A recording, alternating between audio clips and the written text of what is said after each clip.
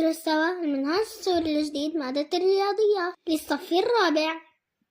التمثيل البياني يعني المقارنة بين عدة أشياء عن طريق رسمه. مثل هذا المثال عم نقارن بين الحيوانات وسرعتها بالساعة الواحدة تقريبا. بالمحور الأفقي سجلنا اسماء الحيوانات اللي عم نقارن بيناتها.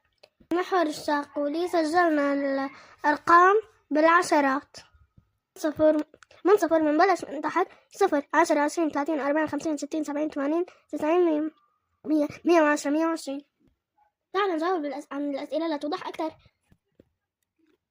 ما الحيوان الأسرع؟ منشوف أطول عمود،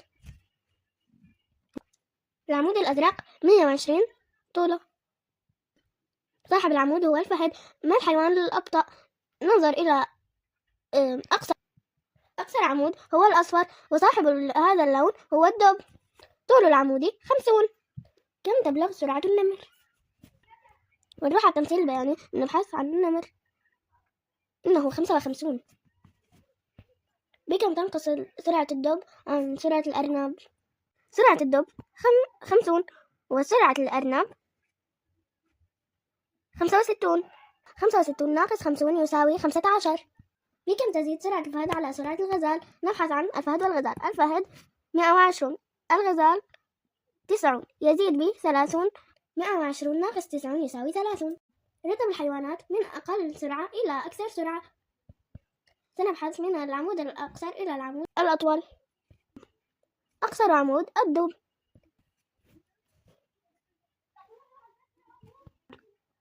ثم الأحمر، ثم الأرجواني، ثم الأخضر، ثم الأزرق أو الكحلي، ثم الأزرق. الإجابة هي الدب، النمر، الأرنب، الحصان، الغزال، الفهد. مثال آخر عن التمثيل البياني لكن رسم بشكل أفقي عن مواليد التلاميذ وفق الأشهر.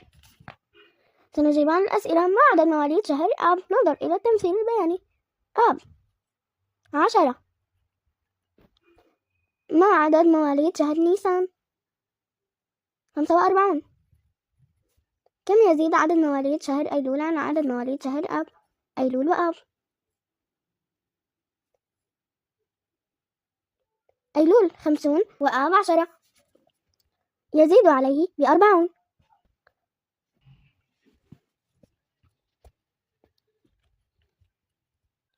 ما الشهر الذي عدد مواليده 35 تلميذا؟ نعم، إنه حزيران.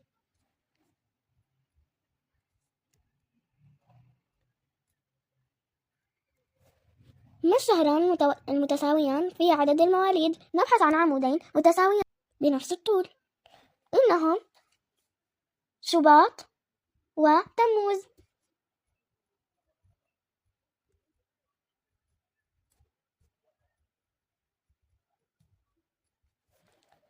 بكم يزيد عدد مواليد شهر نيسان على عدد مواليد شهر شباط؟ نيسان عدد مواليده 45 وشباط 40.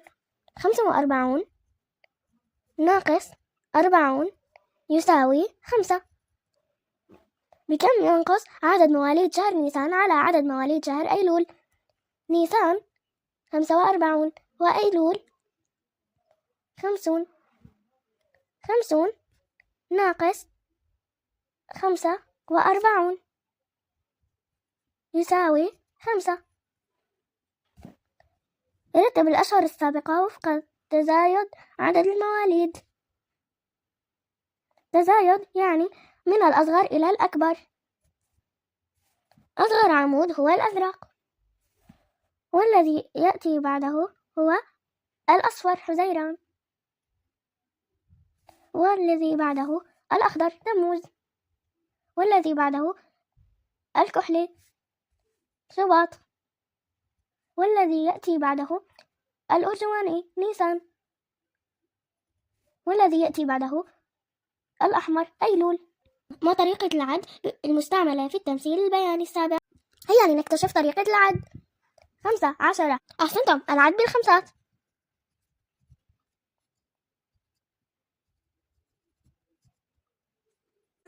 تمرين آخر، المقارنة بين بعض المناطق في سوريا وارتفاعها عن سطح البحر. هنا أسماء المناطق، وهنا استخدمنا العد 100. ما المنطقة التي ارتفاعها 850؟ نبحث عن الرقم 850. هنا في المنتصف بين 900 و800، إنها منطقة كسب. ما المنطقة الأكثر ارتفاعا وكم مترا ارتفاعها؟ نبحث عن أعلى عمود، إنه قاسيون. وكم ارتفاعها؟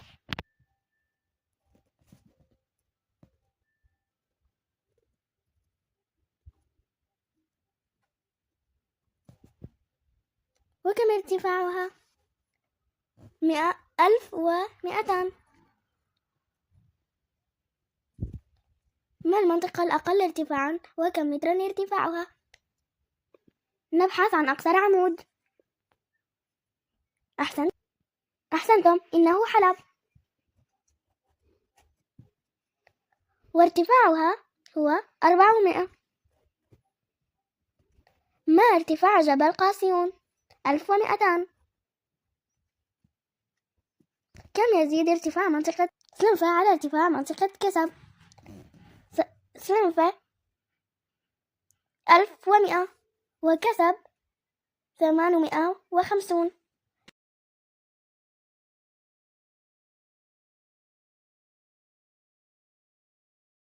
1100 ناقص 850 يساوي 250. رتب المناطق وفق ارتفاعها عن سطح الأرض، بدءا بأقل ارتفاع. أقل ارتفاع حلب، وبعده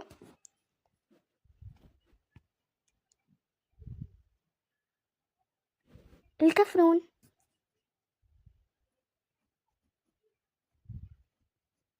وبعده حمص،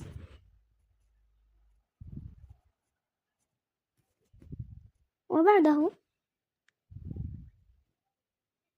كسب، وبعده سلنفة،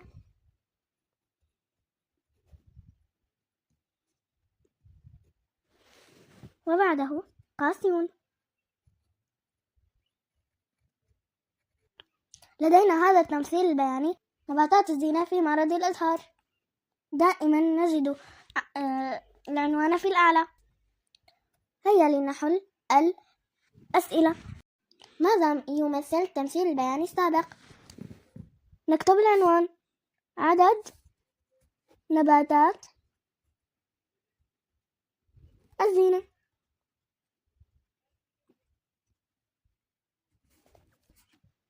في معرض الأزهار.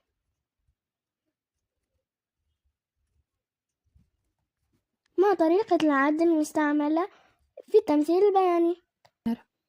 نرى 0 5 10 15 20 25 30 35 40 45 50. أحسنتم، إنها طريقة العد بالخمسات.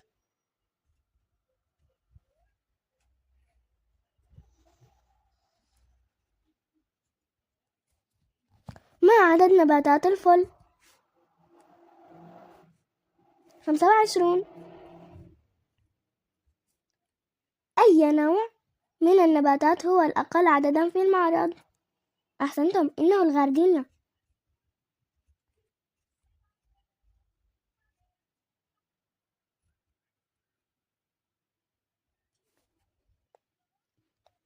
أي نوع من النباتات هو الأكثر عددا في المعرض؟ إنه الياسمين.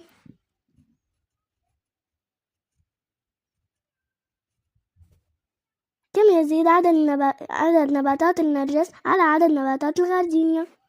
النرجس 45 والغاردينيا 10. 45 ناقص 10 يساوي 35. ما النبات الذي يزيد عدده عن 30 ويقل عن 50؟ سأريكم الطريقة. نرسم خطا فوق 30 هكذا بهذه الطريقة، ونرسم خطا فوق 50 بهذه الطريقة. النباتات المحصورة بينهما هي الإجابة. الأعمدة المحصورة بين هذين الخطين هي النرجس والليلاك والياسمين، يعني الأحمر والأزرق والأرجواني.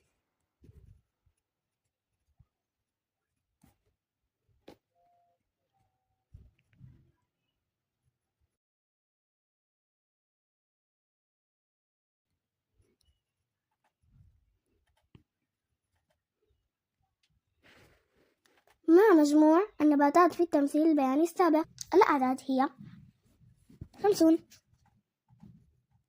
زائد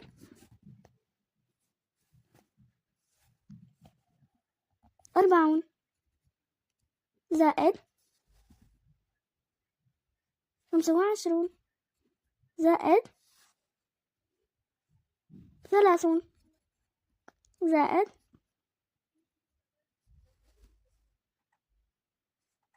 45 زائد 10 يساوي مجموعهم كلهم 200. رتب النباتات وفق أعدادها تصاعديا، يعني من الأصغر إلى الأكبر. الغارديلا،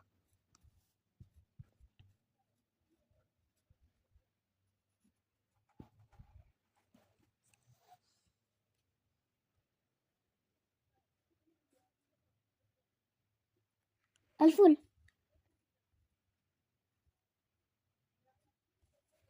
الزنبق،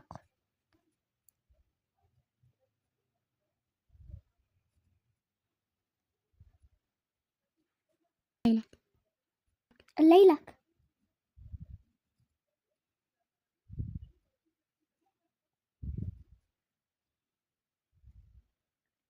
النرجس،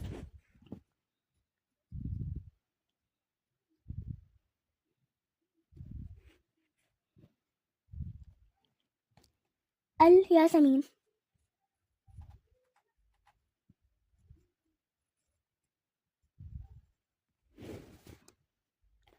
إذا عجبكم إعطائي اشتركوا بالقناة وحطوا لايك وشير واكتبوا لي بالتعليقات